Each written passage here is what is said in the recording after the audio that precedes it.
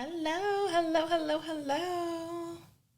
So I am so happy to be with you guys this week.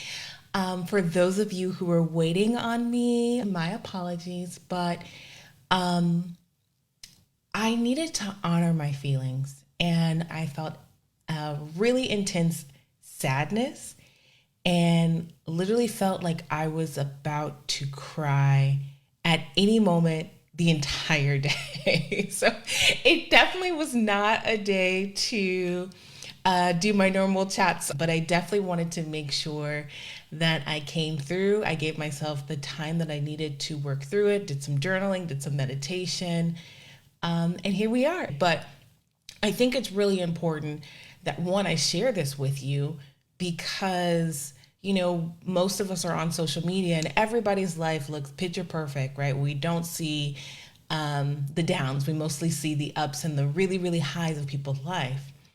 And so I wanted to be open and vulnerable with you to let you know that Monday was just not a good day for me. And I didn't let it completely ruin this week. I did what I needed to do. I honored the feelings. I sat with that sadness. I worked through it. I worked to identify the source of the sadness, or some of the source of the sadness, we'll say. And I did that because I don't just tell people to do it.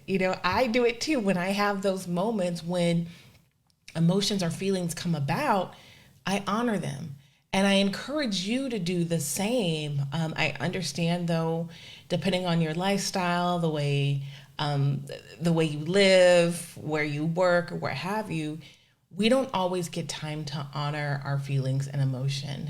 And we often compartmentalize them, saying we'll get to it later, right? We'll figure out whatever the cause of this particular anxiety, sadness, hopelessness, despair that you're having. We'll just work on it later, but in reality, later never comes. And unfortunately, the body remembers that, and the body stores on to all of the unprocessed emotion and trauma in our lives. So it's so, so, so important that you take the time to address it in whatever way works best for you. Not everybody works with a meditation. Not everybody works with journaling. Dancing is a really good way. Whatever it is you need to do to process those emotions, I encourage you to do that. And I wanted to be an example and then also share with you, like, Monday was kind of a shit show. But it was beautiful. It was a beautiful disaster, if I could quote Clarkson's song, because in that moment I realized what tools I had available and what tools I needed to actually go through it, not just set it aside. So, okay, I think that's enough about me and my sadness on Monday, because today in the present moment is not a Monday. It's Wednesday or something. And I am here this week to talk about let's be trigger happy. So I know that one, I might sound a little bit deranged, but it's truly because I am happy, so happy in this moment and grateful for so many things in my life. But honestly, trigger happy. And I want to show you how triggers are actually your teacher. And I want you to be trigger happy. I want you to not shy away from life when it comes, and to not what's the word, to not maneuver through life watching out for the trigger bombs, right? Because there's so many of us who do that, right? We live our life saying, oh, I can't do this, or I can't be with so and so because they trigger me. And so I want you to live life unafraid. I want you to live life to the fullest. And the only way, or I can't say the only way, one of the ways to do that is actually resolving your triggers, actually making them your teachers, And so you can be happy, you can be grateful that you have a trigger. So I want us all to be trigger happy at the end of the day. So I'm sure with me talking about triggers, there are some of you out there who honestly just rather ignore that you have triggers or even avoid talking about it. I can only remember a few conversations, and they were with really close girlfriends of mine, where we talked about our triggers. And it was such an empowering conversation because we were open and we were honest and we were vulnerable, and we were able to move through some things and get some clarity on some of the triggers that we had. But oftentimes that's not the case. We like to avoid, we like to pretend that we don't even have triggers. Like, what's that? No, that's not me. That's not my problem. Or we like to push our triggers off on somebody else, right? Because you triggered me. And so what you did, right? That's a trigger, so don't do that. But we will get into that. And so what I really wanted to do is shift your perspective. Like, honestly, that's why I created PRISM Vibes. Some people, and there's a little bit more to it than that, but honestly, when I think about a prism, right? When you have the prism, when you have that glass, whatever shape it's taking, whether it's a triangle, whether it's a parallelogram, it's when you turn it, right? When you turn it, when you shift your perspective just a little bit, that's when you get this beautiful array of colors, when you get the rainbow, when you get the full spectrum. Partly why I've got rainbows in my in my branding.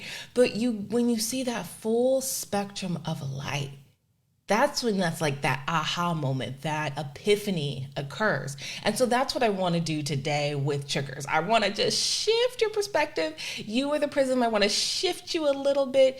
So when it comes to that trigger point, you are able to see the beautiful rainbow of colors and appreciate triggers for what they actually are, and maybe not just what you perceive them. So I want to also address that I definitely believe that triggers are your teacher. And based on your experience and your understanding of the word trigger, right? Because even the word trigger can be triggering. I'm a firm believer that your triggers are your responsibility, and that you could heal yourself and resolve triggers. I also need to be very cognizant of this conversation because being in the trauma-informed space, I know that at least, and this is on the low end of what research says, at least 70% of us have had at least one traumatic experience in our life that has deeply shaped the way we view the world. So I'm going to repeat that just for emphasis and just so that hits a little bit harder. There are over 70% of us, so nearly 3 out of every 4, doctors recommend it, no, 3 out of almost 3 out of every 4 people has had a traumatic event in their life that shapes the way they view the world. And so with this understanding, I want to convey that the tips and tricks that I'm going to go over in this particular segment might be better with a partner, with accountability partner, with a mental health professional. If it's a trigger that you're resolving that comes from one of these deeply traumatic instances in your life. So I want to definitely put that out there, that for huge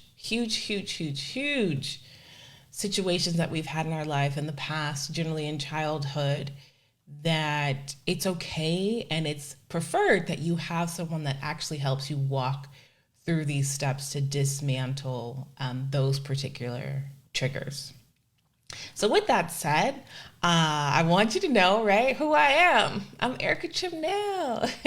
I'm also the Mindful Mistress on Instagram, and I consult with organizations on how they can have trauma-informed and mindfulness practices, as well as I coach. I coach individuals just like you every single day, spirit-led individuals who feel limited, who feel stuck emotionally, mentally, physically, and possibly energetically. I help them get back that childlike passion for life. I guide people to pick up their purpose and uncover their ability to create their reality, which often looks like living authentically, loving intently, and moving, what I say, purposefully. Yeah.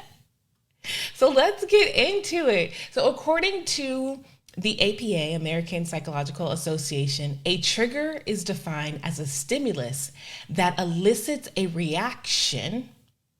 Okay, so stimulus, we have the stimulus and the reaction. Don't, please, I will try not to get too geeky on you with this. But you know, my degree is in biology, so I love to bring up the data and the research and the science.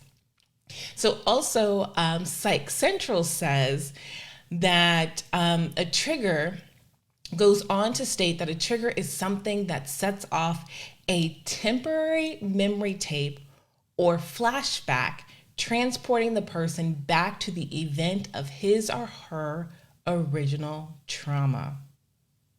Now that's deep. So these stimuli can cause a person to feel overwhelmed, depressed, anger, sadness, anxiety, and a variety of physical symptoms. It's often associated with either reactivation or reactualization, and sometimes re-traumatization. That's why I mentioned in the beginning my caveat that for really deep-seated trauma issues, it's best to have a mental health professional by your side guiding you through this, because the last thing I want to do is re-traumatize anyone. So again, wanted to put that out there. So why is this, a problem? Why am I even talking about this? Erica, why are you talking about triggers today? I don't want to talk about it. Well, I want to acknowledge that during these times of uncertainty, of constant change, that it's likely that you might be triggered or triggered in your trigger now. You might be triggered emotionally. You might be triggered financially. You might be triggered physically. And these symptoms are likely to produce anxiety, fear, and stress in your life. Now, I believe that all of us have the capability to access our full potential.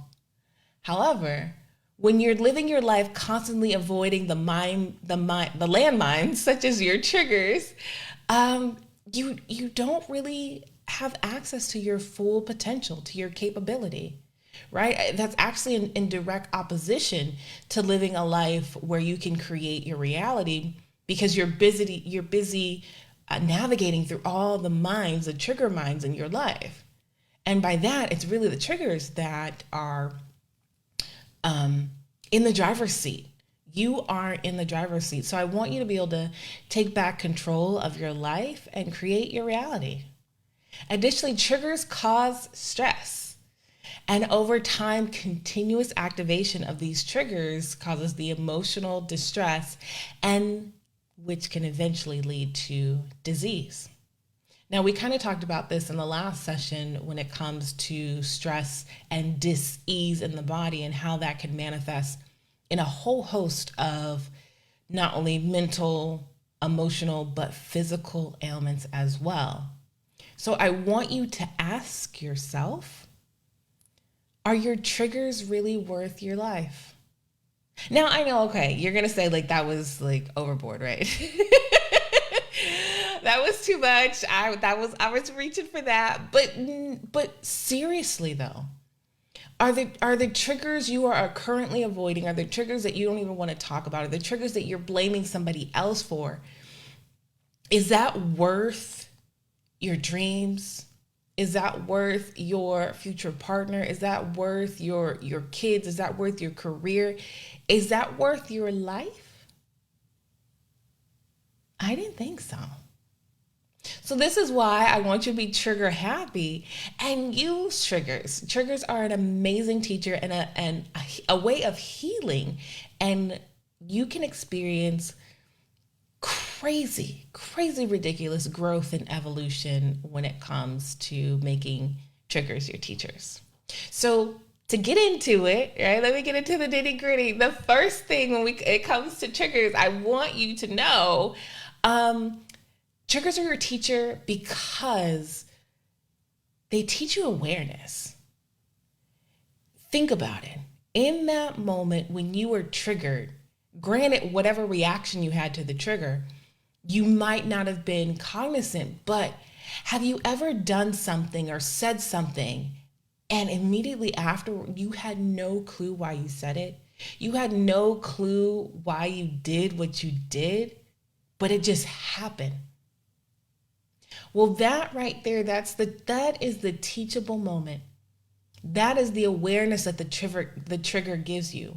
So most people are unaware of the emotional reactions that they display to their triggers. And when you first notice and acknowledge your trigger, then that's when you can begin the dismantling process. It's literally the first step in resolving your trigger is that awareness piece. You gotta know that it actually exists. You gotta know in that moment that you were not present, that your brain, your body just reacted because you were triggered. And I want you to know it's okay because we all have triggers. And sometimes, honestly, you don't know till the situation happens.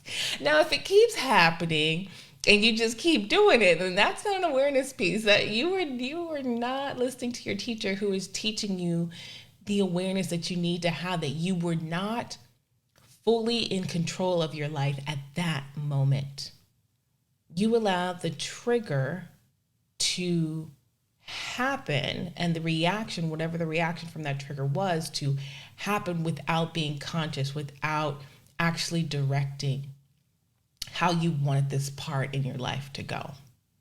So it's so important that, I feel like I'm going to sneeze. Yes. 2. We get 3? No. Okay. So it is so important that you are in control of your life, and it's not the triggers that are dictating the situation. And this, I know I have to be careful because some people are ashamed, right? You might think like, holy crap, I can't believe I did that. I can't believe I said that. I would never, or that's not like me. And I get it. Because that's what happens when you're triggered. You say and do things as a reaction, not the response. Now, the response is when you're able to actually be cognizant and aware of what you were doing and respond accordingly. But when you're triggered and you just have that reaction, it could be like a push, slap, whatever that reaction is. It could be a toss of the tables if you want to go housewife style. It could be a plethora of things. And, when you are controlled by your triggers, you're giving away your power. Like I said, you are allowing the triggers to dictate your life. They are in the driver's seat in that moment. And it's this awareness that triggers can provide us. It's so critical in the process of our growth and evolution, or self-actualization, or nirvana, or whatever you want to call it. It's so important. So that's tip number 1, is the awareness piece that the trigger gives you. That moment that you basically kind of, almost like you unconscious blackout or unconscious blackout, because that's what it was. The process went straight through. You did your reaction, and it is what it is. So the second way in which I want you to be trigger happy, because triggers are your teacher, is that they teach us about accountability. Now, the stimuli happened. Somebody said something, somebody did something, you heard a sound, whatever it was, but it's you who did the reaction. So the trigger is teaching you what that automatic reaction is to this particular stimulus or stimuli, if there are multiple things. So think about that. Your reaction, your body has programmed if this happens, and we're in algebra class, if this happens, then this will occur. If A, then B. So that is the accountability. It's our responsibilities. You are responsible for your reaction to a trigger. So it's an event, it's a reaction to a person, but you also have to understand that your reaction is not based on that present moment. Your reaction is actually based in the past. So you're reacting to a past hurt, a past pain, a past trauma. It could be even a past happy moment in the present moment. I know it gets deep. I'm gonna try not to go down that. I'm gonna try not to go down there. So triggers give you the ability to take accountability for your response. Now, of course, without the awareness piece, you don't exactly get the accountability. If you reacted and you didn't realize that reaction was because of a trigger, you're less likely to have accountability for your reaction, right? So once you understand your triggers, it's your duty, not only to yourself, but those around you, to resolve that trigger, to take accountability for that action. Be like, you know what? I really don't know what happened. I was triggered. I don't exactly know why. I am working to figure out the process, whatever that is. We're human. We all have these moments. And it's okay to just be like, hey, I'm not exactly sure, but I need to go do some shadow work. I need to do some meditation. I need to journal, whatever your thing is. Do it, and we will accept and love and respect you for being honest, right? We all have those moments. So I do want to clarify, because triggers aren't always bad.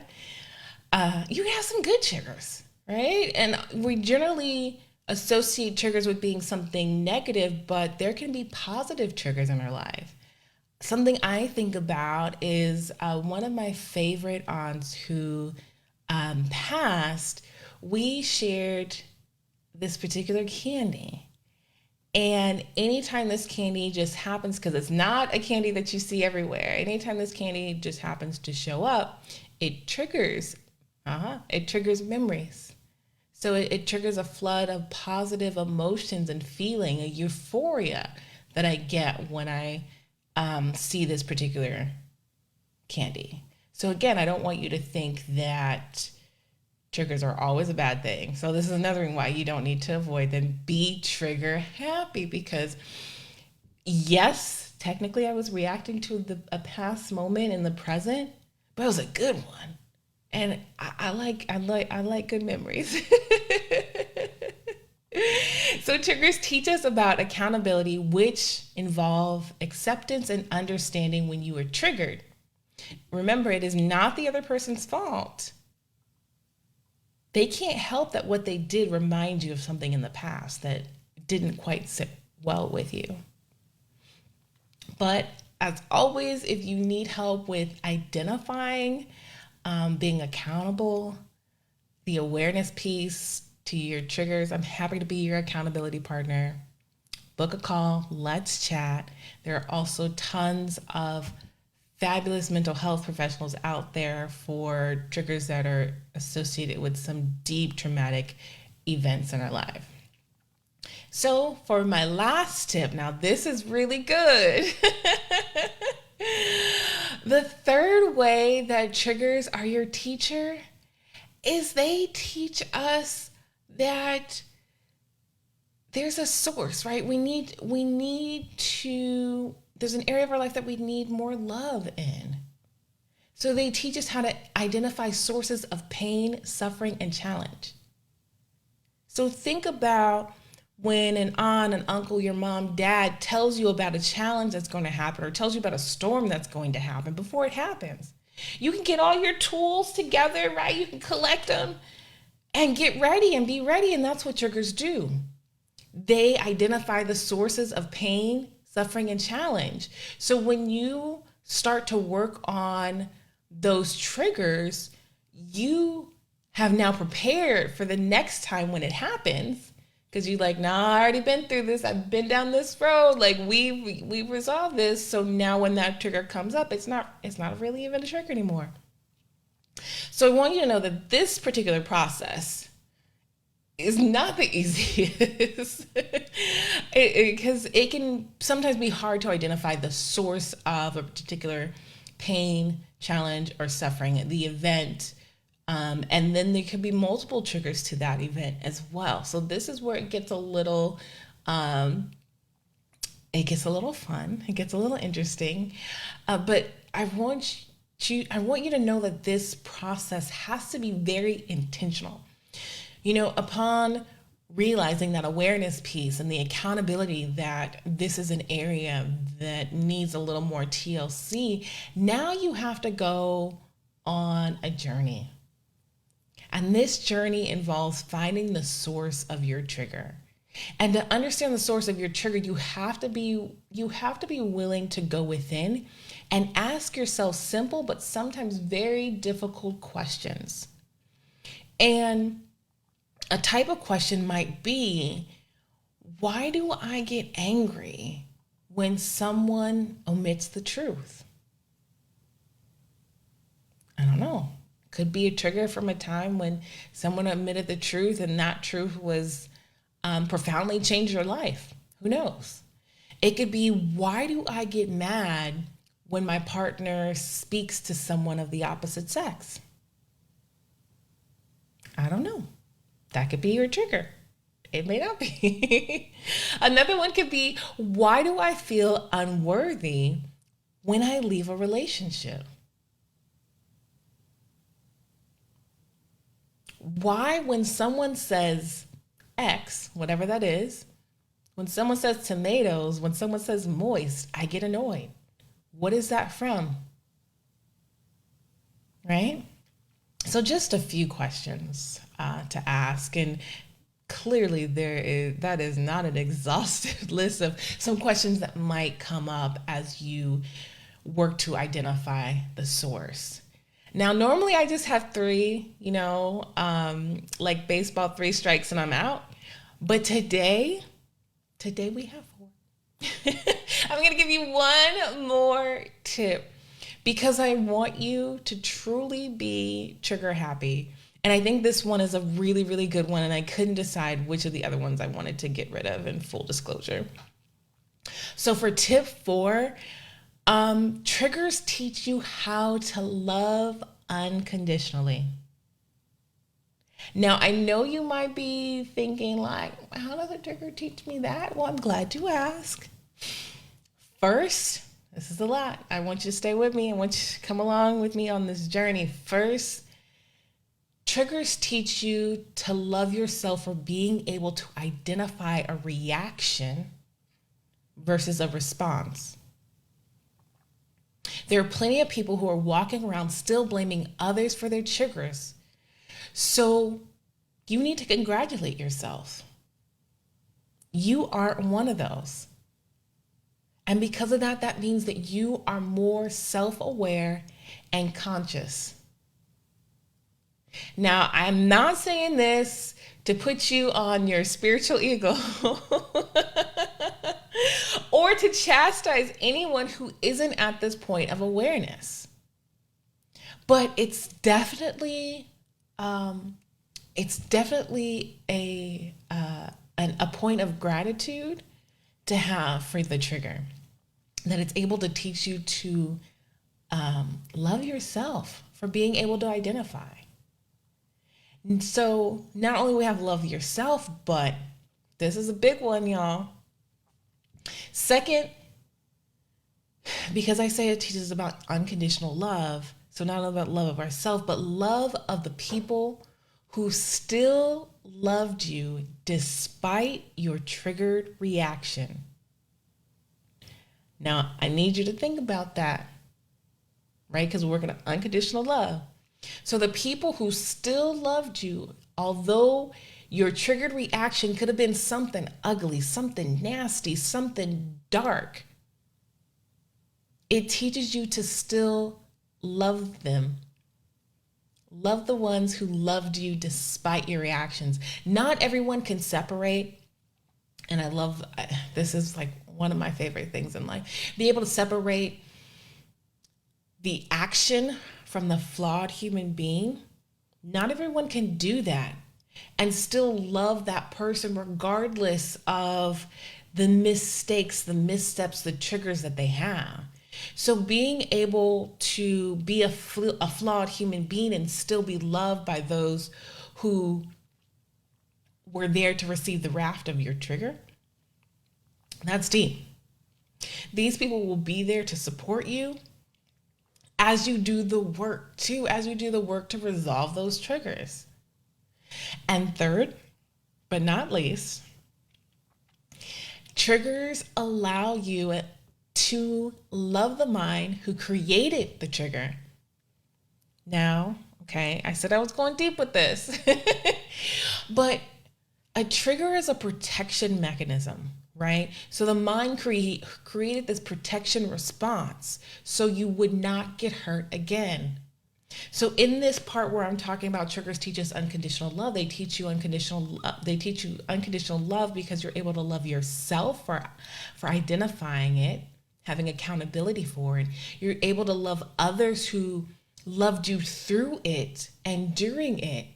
And now you're loving the physiological response, the brain that created this trigger, that created this entire response system. So you didn't get hurt again. But the flawed part of the system is not every event is the same. Not every hurt is the same. Not all the warning signals are the same. It might look like a duck, but maybe not quack like a duck. And so you're triggered because it looks like a duck, right? You know, I know that was a little far off, but you get the point. And so your brain is working and it did what it was programmed to do. And that is protect you at all costs. So I want you to send a little extra love to your brain because of its key programming that created the trigger itself. So at the end of the day, all I'm really doing when I want you to be trigger happy is I'm doing a little thing that they call in psychology a reframe. I'm sure we've all heard about reframes. I'm reframing how you view triggers, not as something negative, not as something to be ignored, but something to be appreciated, something to have gratitude for, something to show respect for, and something to be trigger happy for. So instead of these negative emotions with regards to your triggers, you can start having positive ones. And like today, right now, you can show love to the areas of your life that need a little extra love and attention. Using your triggers as teachers allows you to have more freedom over your life by dissolving one trigger at a time. And then you'll be able to live a life without constantly just reacting to various stimuli. You will be in the driver's seat and be able to control your destiny, create your reality. And that's what I'm all about.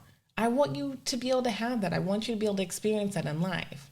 And you can't create the life you want allowing your emotions or programmed reactions to triggers to determine how you conduct yourself.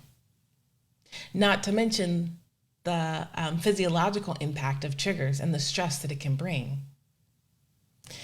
So I hope I was able to do what I wanted, right? You were the prism, and my goal was just to shift you just a few degrees and change your perspective when it comes to triggers. I am Erica Trimnell. I want to thank you so much for watching, and join me next week when I talk about intuition, how to connect to your internal wisdom. Have an amazing evening and good night. Bye.